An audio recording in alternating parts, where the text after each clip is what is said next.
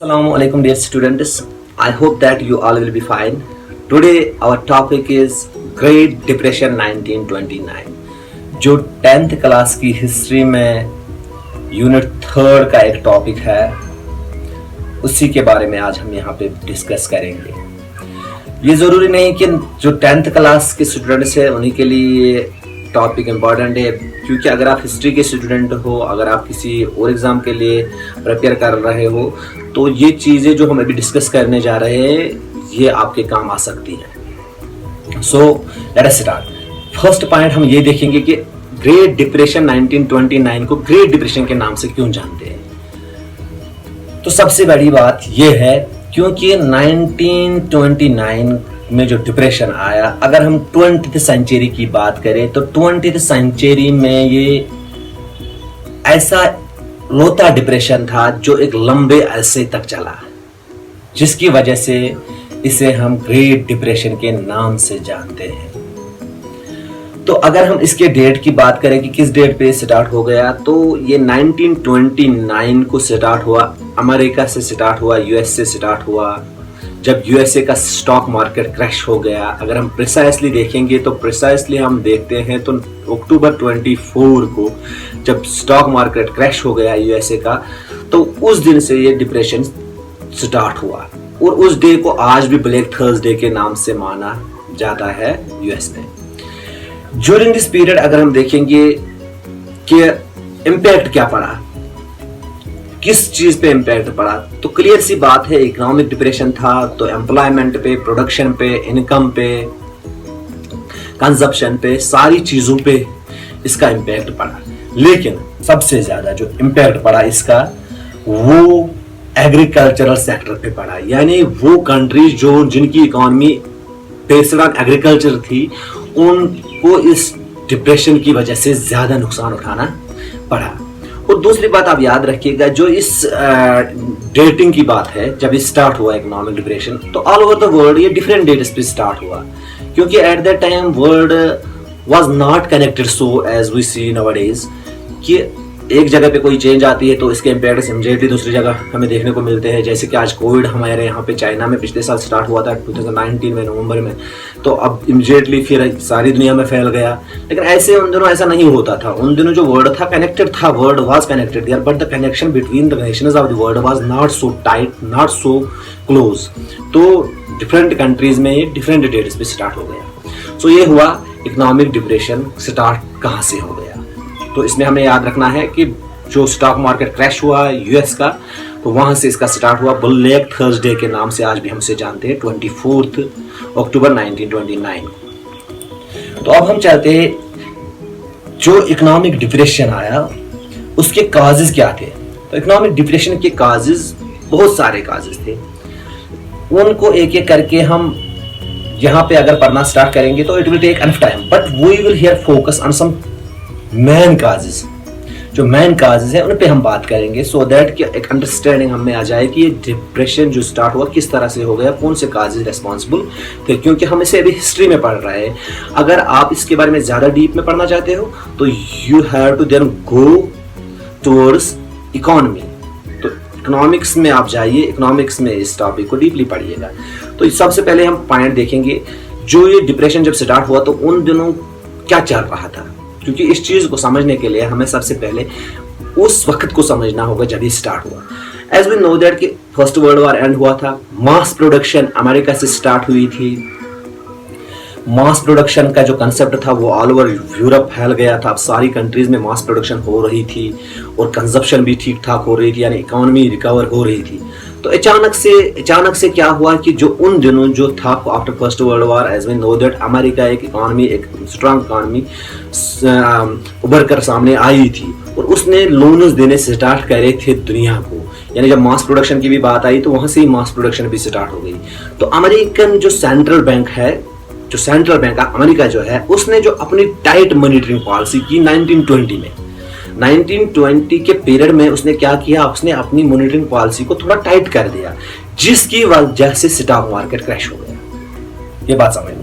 अभी tight monitoring policy से मतलब क्या है, देखिए जब हम बैंक के पास जाते हैं तो बैंक हमें लोन्स प्रोवाइड करता है, वो हमसे कुछ डॉक्यूमेंट्स लेता है, कुछ मॉर्गेज रखता है, तो उसके बाद हमें लोन्स प्रोवाइड करता है। तो यानी हर किसी बैंक की एक पॉलिसी होती है और वो पॉलिसी ऐसे फ्रेम करता है कि लोग इजीली लोन्स को हासिल करें। लेकिन जब एक बैंक अपनी मॉनिटरिंग पॉलिसी टाइट करता है तो लोगों को वहां से लोन लेने मुश्किल हो जाते हैं। तो same happened there, as we now know that कि जो वर्ल्ड इकोनॉमी थी उसमें अमेरिका जो लोन्स प्रोवाइड कर रहा था उसका एक मेन कंट्रीब्यूशन था। तो अब जब थोड़ी मॉनिटरिंग पॉलिसी राइट हो गई तो उसकी वजह से स्टॉक मार्केट क्रैश हुआ। स्टॉक मार्केट क्रैश होने से अब क्या हुआ कि लोगों ने क्या किया, लोगों ने अब बैंक से पैसा निकालना स्टार्ट कर दिया। लोगों ने जब बैंक से पैसा निकालना स्टार्ट कर दिया तो बैंकिंग सिस्टम जनरल कोलैप्स हो गया।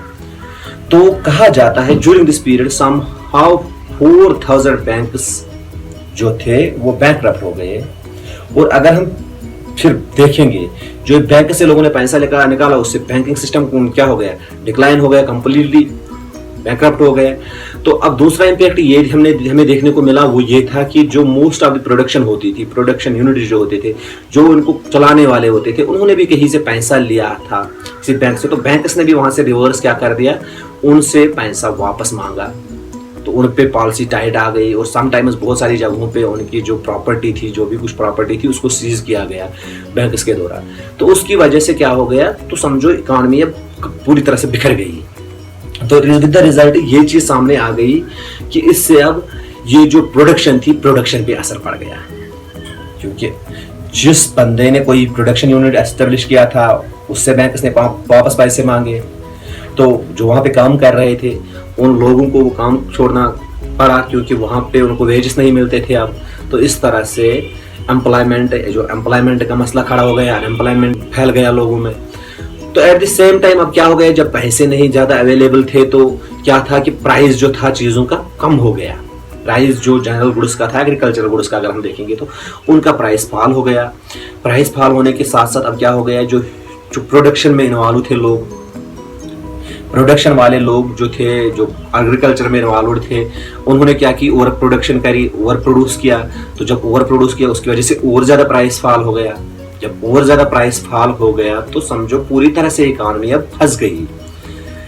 तो इसके बाद क्या होता है, वहां पे क्या हुआ, ये जो अब इस चीज से घबरा कर क्या हुआ, अमेरिका में एक टैरिफ एक्ट पास किया गया जिसे हम कहते हैं the tariff act of 1930।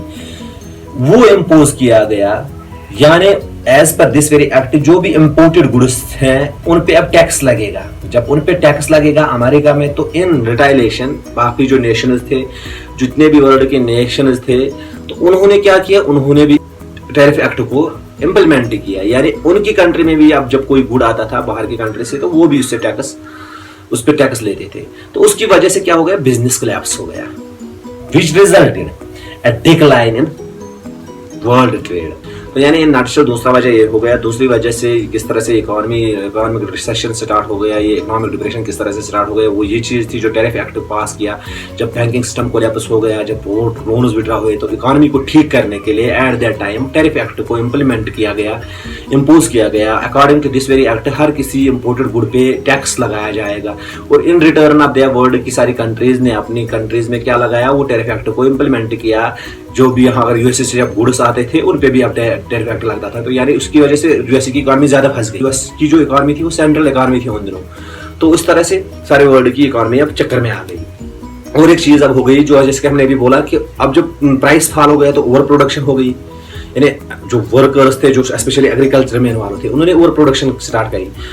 Over production जब उन्होंने स्टार्ट करी तो उसकी वजह से क्या हो गया, लैंड जो है, लैंड से ज्यादा जब कल्टीवेट किया गया तो लैंड की जो कैपेसिटी है, फर्टिलिटी जो है वो खत्म होने लगी।